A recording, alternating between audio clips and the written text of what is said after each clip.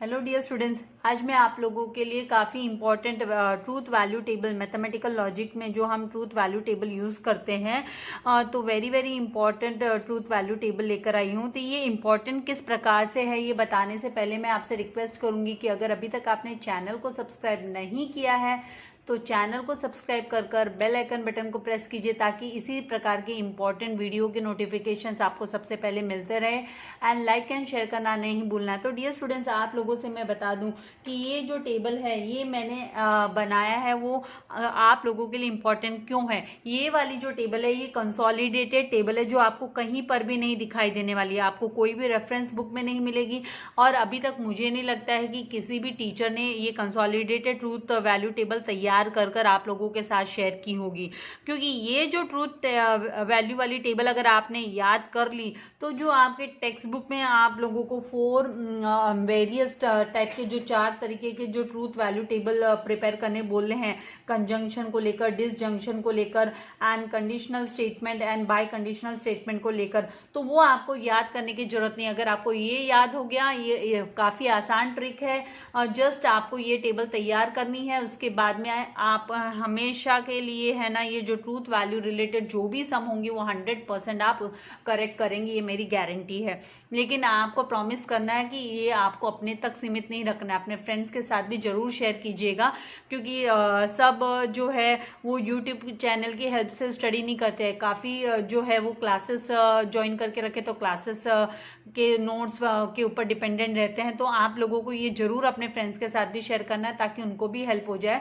क्योंकि I am damn sure कि ये किसी ने है ना आप लोगों के साथ आज तक शेयर अभी तक तो आपको कहीं से भी मिला नहीं होगा इस प्रकार का वीडियो। तो यहाँ पर ये कंसोलिडेटेड मतलब यहाँ पर जो कंजंक्शन को लेकर कंजंक्शन वाला जो टेबल है एंड देन आपका डिसजंक्शन का ट्रूथ वैल्यू टेबल है, देन कंडीशनल स्टेटमेंट का truth value table and bye conditional statement वाला जो ट्रूथ वैल्यू वाला टेबल है, उन सबको कंबाइन कर मैंने यहाँ पर आप लोगों के लिए तैयार की ये टेबल। और ये तैयार की तो आप बोलेंगे कि मिस वो तो चारों टेबल हम भी कंबाइन कर तैयार कर सकते थे। तो it is well and good कि आप तैयार कर सकते, लेकिन उससे पहले मैंने आप लोगों के साथ ये शेयर करने का सोचा है कि नहीं आप लोगों के लिए ट्रिकी वे होगा याद करने के लिए। तो सबसे पहला इसमें ट्रूथ टेबल में जो है ये पी एंड क्यू क्या है मैं आपको इन शॉर्ट बता दूं। ये पी एंड क्यू दो स्टेटमेंट है, अलग अलग स्टेटमेंट है एंड ये जो थर्ड कॉलम है इसमें सिंबॉलिक फॉर्म दिया हुआ है। And then for rest of all क्या है, आप फॉर रेस्ट ऑल आप समझेंगे कि ये क्या है, मैं आप लोगों को बताऊंगी जब भी एक्सप्लेन करूंगी। The name of statement, statement का नाम क्या है एंड कनेक्टिव्स, यहाँ पर कनेक्टिव्स भी हम लिखेंगे, हमारी अंडरस्टैंडिंग के लिए कनेक्टिव्स को भी हम समझेंगे। तो यहाँ पर ये जो है यहाँ पर आप सिंबॉलिक फॉर्म अगर इसका देखते हो तो ये P कंजंक्शन Q है। तो ये जो कनेक्टिव यहाँ पर है वो कंजंक्शन वाला कनेक्टिव यूज किया गया, कंजंक्शन यूज किया गया है। स्टेटमेंट जो है वो कंजंक्शन वाला स्टेटमेंट है। तो यहाँ पर हम लिख लेंगे स्टेटमेंट का नाम जो है conjunction, conjunction, conjunction and conjunction को हम सिंबॉलिकली इसको जब भी हम सिंबॉलिकल फॉर्म में इसको लिखते हैं तो ये सिंबॉलिक फॉर्म में इस तरीके से ये जो है लिखते हैं हम, ये रिवर्स वी, उल्टा वी। एंड इसके लिए जो कनेक्टिव्स यूज होते हैं, कंजंक्शन के लिए जो हम कनेक्टिव्स यूज करते हैं वो ए एंड डी एंड होता है, इवन दो भी होता है, स्टिल मोर भी होता है। तो कनेक्टिव्स को भी आप लोगों को मैं बता देती हूँ कि हम यहाँ पर जो कनेक्टिव्स यूज करते हैं A and D and connectives का यूज होता है। अदरवाइज अगर आपको क्वेश्चन में BUT बर्ड दिखाई देगा या फिर आपको क्वेश्चन में YET यट दिखाई देगा या THOUGH दो दिखाई देगा, स्टिल STIL स्टिल या मोर ओवर मोर, आप भी अपनी नोटबुक में जरूर से ये टेबल बनाइएगा ताकि आपको हेल्प हो जाए। मोर ओवर, ये जो वर्ड्स अगर आपको दिखाई देंगे इनमें से कोई भी वर्ड आपको दिखाई देगा तो मतलब वो आपका कंजंक्शन का स्टेटमेंट है। एंड कंजंक्शन के स्टेटमेंट में आपको एक ही खाली चीज याद रखना है। हमें पता है कि हमने टेबल जो स्टडी किया था वो इस तरीके से हमारा टेबल था कि truth value, truth table of conjunction. तो यहाँ पर है ना 4 टाइप के कंडीशन दिए होते हैं कि जब दोनों भी स्टेटमेंट ट्रू है, एक ट्रू है, फॉल्स ट्रू है, FF है, तो क्या है। तो ये आपको खाली एक ही चीज यहाँ पे ध्यान रखनी है इसमें जो कि काफी इंपॉर्टेंट है कि जब दोनों भी स्टेटमेंट ट्रू होते हैं, when both the statements are true, तभी जो आपका स्टेटमेंट है वो ट्रू होता है, तभी ये जो ट्रूथ वैल्यू है स्टेटमेंट की, जो स्टेटमेंट है वो ट्रू होगा। तो यहाँ पर इसका आंसर ट्रू स्टेटमेंट है ये, क्योंकि दोनों भी when both the values are true, जब दोनों भी स्टेटमेंट की वैल्यू ट्रूथ वैल्यू ट्रू होती है तो ही कंजंक्शन में ट्रूथ वैल्यू जो होती है टेबल की वो ट्रू होती है, ट्रूथ वैल्यू जो होती है वो वैल्यू जो होती है वो ट्रू होती है, ये आपको ध्यान में रखना है। एंड बाकी फॉर रेस्ट ऑल, बाकी सबके लिए, for rest all conditions, for rest all situation, ये जो है ये फॉल्स होता है, आपको ध्यान में रखना है। फॉर रेस्ट ऑल ये जो है फॉल्स होता है, बाकी सब में ये जो फॉल्स होता है। खाली कब क्या याद रखना है आपको, कंजंक्शन के लिए कंडीशन जो याद रखनी है कि दोनों ट्रू है तो आप ट्रू, बाकी में फॉल्स आपको यहाँ पर बताना है। उसके बाद में सेकेंड जो है, अगर आपको दोनों statement P and Q statement है एंड P और ये जो V जैसा साइन दिखाई दे रहा है ये डिसजंक्शन का है, तो यहाँ पर हम ये स्टेटमेंट के लिए जो है नेम ऑफ द स्टेटमेंट ये डिसजंक्शन वाला स्टेटमेंट है, तो यहाँ पर हम लिख देते हैं डिसजंक्शन एंड इसको हम डिनोट कैसे, कौन से सिंबल से डिनोट करते हैं, तो उल्टा ये जो V लिखते हैं तो V, डिसजंक्शन को V से डिनोट किया जाता है। और यहाँ पे जो कनेक्टिव्स यूज होता है वो और का यूज करते हैं हम, और कनेक्टिव्स जो यूज होता है स्टेटमेंट्स के बीच में, तो और का यूज किया जाता है। एंड सिंबॉलिक फॉर्म में तो P डिसजंक्शन Q इस तरीके से लिखते हैं हम।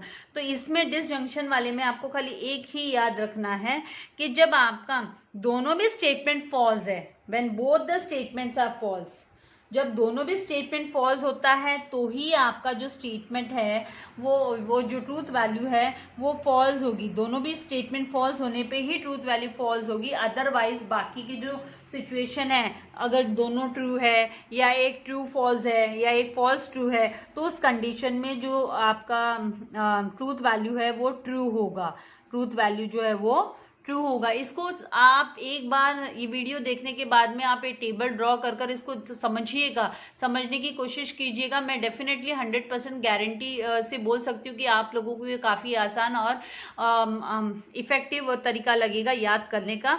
आपके चारों भी टेबल्स को एक साथ याद करने का आपको ये इफेक्टिव वे मिल जाएगा और आप कभी कंफ्यूज भी नहीं होंगे, क्योंकि जो एक्सरसाइज 1.6 है उसमें सारे हमको ये कनेक्टिव से रिलेटेड, ये जो यहाँ पर मिक्स्ड वहाँ पर हमें सम्स आने वाले, तो मिक्स सम में हमको कंफ्यूजन नहीं होना चाहिए कंसोलिडेटेड सम में, इसीलिए कंसोलिडेटेड ट्रूथ वैल्यू टेबल मैंने तैयार की है। नाउ नेक्स्ट जो थर्ड आपका है यहाँ पर ट्रूथ वैल्यू के लिए जो दो स्टेटमेंट है P एंड Q, अगर P एंड Q में से जो पहला स्टेटमेंट है, स्टेटमेंट P पहला फर्स्ट स्टेटमेंट P जो है आपका वो T है पहला स्टेटमेंट, क्योंकि यहाँ पर हम इम्प्लाइज का साइन जब लिख रहे हैं P इम्प्लाइज Q लिख रहे हैं तो मतलब हमारा ट्रू पहले आ रहा है एंड फॉल्स बाद में आ रहा है। तो जब ट्रू पहले एंड फॉल्स बाद में आता है तो आपका स्टेटमेंट फॉल्स होता है, अदरवाइज बाकी सारे कंडीशन में ये जो स्टेटमेंट होगा वो ट्रू स्टेटमेंट होगा, बाकी सारे कंडीशन में ट्रू होगा। तो यहाँ पर हम लिखेंगे फॉल्स, क्योंकि पहले यहाँ पर ट्रू आया है बाद में फॉल्स आया है, इसीलिए हम फॉल्स लिख रहे हैं। अगर पहले फॉल्स आता और बाद में ट्रू आता तो हम यहाँ पे ट्रू लिखते। तो ये आपको ध्यान में रखना है कि पहले ट्रू है बाद में फॉल्स है, तो इम्प्लाइज वाला है। तो ये जो स्टेटमेंट है ये इम्प्लीकेशन वाला है, कंडीशनल स्टेटमेंट है, इसको हम कंडीशनल, ये स्टेटमेंट का नाम है कंडीशनल, इसे बोला जाता है कंडीशनल। और यहाँ पर हम इसे ये स्टेटमेंट को कंडीशनल स्टेटमेंट बोल देंगे, ये हमारा कंडीशनल स्टेटमेंट है। हम बाय कंडीशनल का स्टेटमेंट भी हम स्टडी करने वाले हैं, तो इसको कंडीशनल स्टेटमेंट और इम्प्लीकेशन भी बोला जाता है। और इम्प्लीकेशन वाला इम्प्लीकेशन अभी यहाँ पे जो कनेक्टिव यूज होता है, आपको मतलब क्वेश्चन में क्या आएगा, तो यहाँ पर आपको क्वेश्चन में इफ देन आएगा। एंड यहाँ पर ये जो सिंबल हम यूज करते हैं इसके लिए वो ये एरो जो आपके राइट हैंड साइड में मूव करता है, दिस एरो इज यूज, जो राइट हैंड साइड में मूव करता है। एंड जैसे मैंने आपसे कहा इसके लिए जो कनेक्टिव यूज होता है वो यूज होता है if जो स्टेटमेंट है वो स्टार्ट होगा इफ से एंड देन से ये THE एंड देन से ये एंड होगा, it will end with THE and then. अभी इसका कंडीशन जैसे मैंने बोला पहला स्टेटमेंट ट्रू और दूसरा फॉल्स है तो ही फॉल्स होता है, बाकी है ना हर कंडीशन में ये है ना ट्रू होता है। तो यहाँ पर हम लिख देंगे कि बाकी सारे कंडीशन में ट्रू है तो ट्रू, रेस्ट ऑफ इसमें ये ट्रू होता है तो यहाँ पर टी लिख देंगे हम।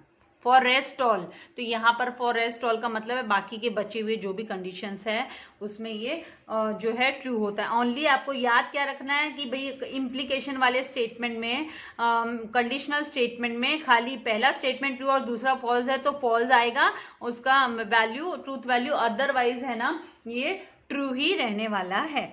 इसके बाद में लास्ट जो है, last bye conditional. Bye conditional में ये जो डबल एरो आपको लेफ्ट साइड में and left side and right side में एरो दिखाई दे रहा है तो इसको हम बोलते हैं बाय कंडीशनल। तो ये स्टेटमेंट का नाम जो है वो बाय कंडीशनल डबल इम्प्लीकेशन हम बोलते हैं इसको। तो यहाँ पर मैं आप लोगों के लिए लिख देती हूँ बाय कंडीशनल, कंडीशनल इसका जो नेम है बाय कंडीशनल और डबल इम्प्लीकेशन। डबल इम्प्लीकेशन क्यों बोला? दोनों साइड में एरो है, दोनों बोथ द साइड्स में एरो है, इसलिए double implication, double implication, double implication. और इसमें यूज किसका होता है? इसमें जो कनेक्टिव यूज होता है वो कनेक्टिव है if and only if. If statement में अगर आपको इफ एंड ओनली इफ दिखाई देता है तो मतलब वो बाय कंडीशनल है। इफ एंड ओनली इफ और IIFF अगर आपको सिंबॉलिक फॉर्म में दिया है तो कोई टेंशन नहीं है, सिंबॉलिक फॉर्म में नहीं दिया है तो हमें कन्वर्ट करना होता है सिंबॉलिक फॉर्म में। तो हमें किससे पता चलता है? ये जो कनेक्टिव यूज हैं यहाँ पर इन्हीं से पता चलता है।